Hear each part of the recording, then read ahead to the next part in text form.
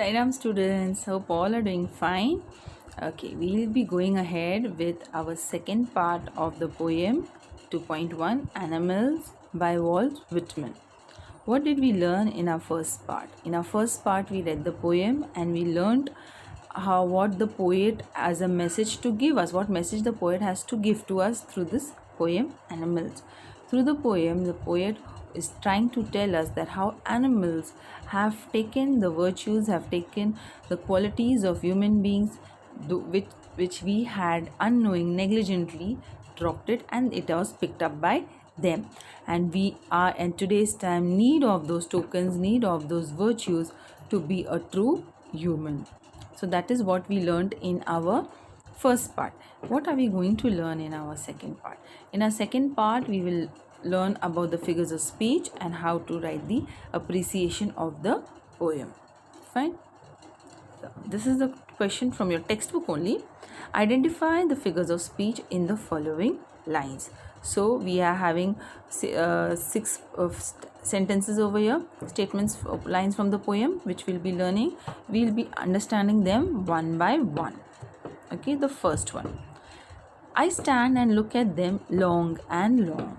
So the figure of speech over here is repetition.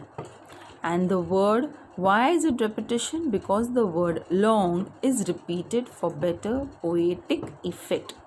When a word is repeated, that time the figure of speech is repetition. Yes, R-E-P-E-T-I-T-I-O-N. That is the only spelling which you are going to write for repetition. Fine. So why it is repetition? Because the word long is repeated for better poetic effect. Then, they do not sweat and whine about their condition. So it is tautology.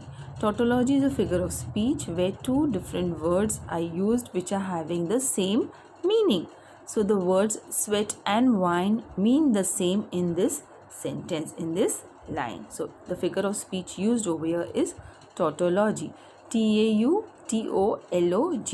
is the spelling of tautology, and the meaning of tautology is two different words are used which have the same meaning. So the words sweat and whine mean the same. You have to specify, you have to name and explain the figure of speech. Okay, fine. Moving ahead with our third line. They do not make me sick discussing their duty to God. Alliteration. The sound of the letter D is repeated for better poetic effect. So which sound of the letter D? Discussing, duty, these and do. The word sound, it is the sound, not the alphabet child, not the letter. It is the sound of the letter which is to be repeated. Yes, so the sound of the letter D is repeated for better poetic effect. And what is the correct spelling of alliteration? A-L-L-I-T-E-R-A-T-I-O-N. Alliteration. There's a difference between alliteration and repetition. Don't get confused. In alliteration, the sound of the letter is repeated. In repetition, the word is repeated. Yes, the sound of a letter is repeated. A single letter is repeated. That is alliteration. When a word is repeated, it is repetition. So don't get confused between alliteration and repetition. So when the sound of the letter is repeated, it is alliteration. And in this sentence, the sound of the letter is repeated. That is why we are having alliteration. Going ahead with our next line. Not one is demented with the mania of owning things. It is a hyperbole. The statement is an exaggerated one to give more emphasis to the poem. So the statement which is used over here, the line, is an exaggerated one. It is an over-expressive line, so it is called as an hyperbole. Paradox. They bring me tokens of myself. Two contradictory facts are present in the sentence. So when they bring me tokens of myself. So over here, tokens means what? Virtues, isn't it? So of myself, it is telling that it belongs to me, but still they are giving it to me. So two contradictory facts are present in the sentence. That is why it is a paradox. Then no one is respectable or unhappy over the whole earth. Yes, so the sentence over here again he's telling no one is it, there's someone that who is not at all happy. So the sentence is over expressive, it is an exaggerated one. So the figure of speech used over here is hyperbole. What is it? Hyperbole. Hyperbole. So the statement is an exaggerated one. Fine. So we have done those figures of speech, and you have to write the figures of speech begin the figure of speech with capital letter, children, and explain the why is that particular figure of speech used. Okay, and you're not going to make any spelling errors while writing the figure of speech.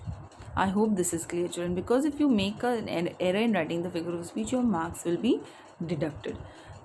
That is why we keep on telling to you, write the spellings which we are giving you. Don't use your own spellings.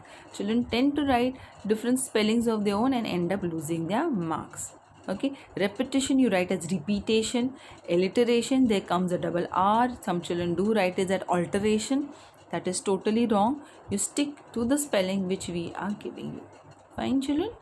Fine. Now moving ahead, we will have the poem appreciation. Write the appreciation of the poem Animals in a paragraph format. Use the following points. So we have done this earlier with our first two poems which we did in our first unit as well. So the extract will be given, yes, along with the name of the poem and the name of the poet as well. So your 1 mark directly you can get over there. And the rhyme scheme, figure of speech, and central idea. So this carries 5 marks. Fine.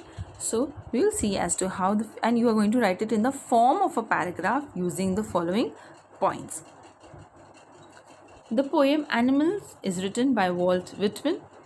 Yes, so over here I have written the name of the poem, I have written the name of the poet. So 1 mark I have fetched for myself over here.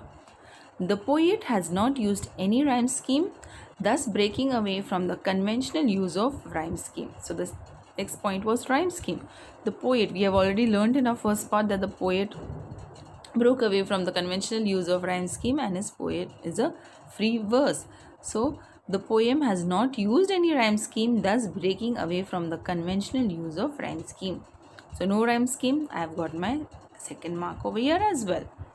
Third was about the figure of speech. The poet has used repetition, alliteration, etc. as figures of speech. Okay. And we have to explain, pick up one line and explain also. Not one is respectable or unhappy over the whole world.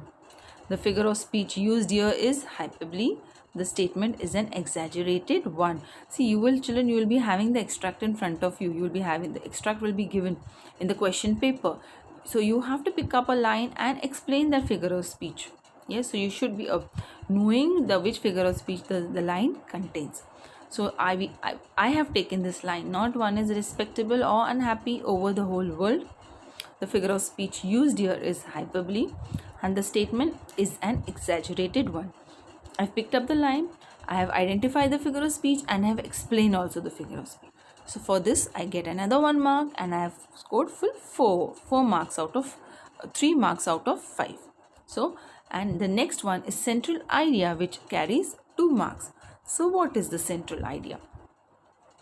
The central idea of the poem emphasizes that animals are better than humans.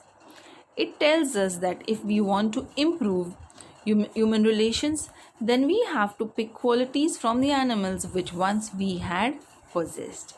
Yes, so the central idea carries 2 marks, so you have to write accordingly, children. So what is the central idea over here? The central idea of the poem emphasizes that animals are better than humans. It tells us that if we want to improve human relations, then we have to pick qualities from the animals which once we had possessed. Okay, so if I write my central idea perfectly, I will get my full 2 marks over here, which will fetch me total of 5 marks. Yes, children, in poem appreciation, if you have written it perfectly, you can get full 5 marks over there. Yes, that is correct. You will get full 5 marks in poem appreciation if you have written everything perfectly, but the appreciation has to be in a paragraph format. You can write it in 2 paragraphs, but it has to be in paragraph, not in points. The points are only for you to use it to write it in a paragraph format. I hope this is clear. We'll go through the poem appreciation once again. Write the appreciation of the poem. See the points which are given. Title of the poem, poet of the poem, rhyme scheme, figures of speech, central idea. So these 5 points I am going to use it in my poem appreciation in a paragraph. Well, we'll just read it now. The poem Animals is written by Walt Whitman. The poet has not used any rhyme scheme, thus breaking away from the conventional use of rhyme scheme. The poet has used repetition, alliteration, etc. as figures of speech. Not one is respectable or unhappy over the whole earth. The figure of speech used here is hyperbole. The statement is an exaggerated statement. The central idea of the poem emphasizes that animals are better than humans. It tells us that if we want to improve human relations, then we have to pick qualities from the animals which once we had possessed. So this is the appreciation of the poem. We did the figures of speech also, and you have to keep in mind, children, when you are doing the appreciation, you have to go in the order of the points which is given. Don't mix it up and write. Okay, so first the title of the poem, then the name of the poet, rhyme scheme, figure of speech, and the central idea.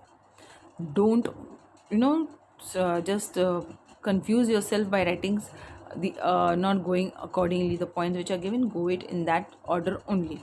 Fine, and fetch your full 5 marks for yourself. I hope this is clear to you, children. Okay, now what are we going to do ahead is there is a homework for you. Okay, homework for you. Find adjectives from the poem which refer to positive and negative thinking. So there are adjectives from the poem which you have to fill it in this. This is a homework for you, and along with this you are having another one.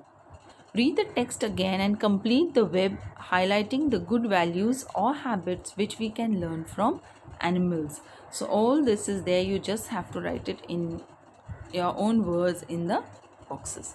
Okay, so such types of questions are asked in the exams web diagram. Okay, children, so you have to do this so that you get a practice of how to do it. You have to draw the web and write in it.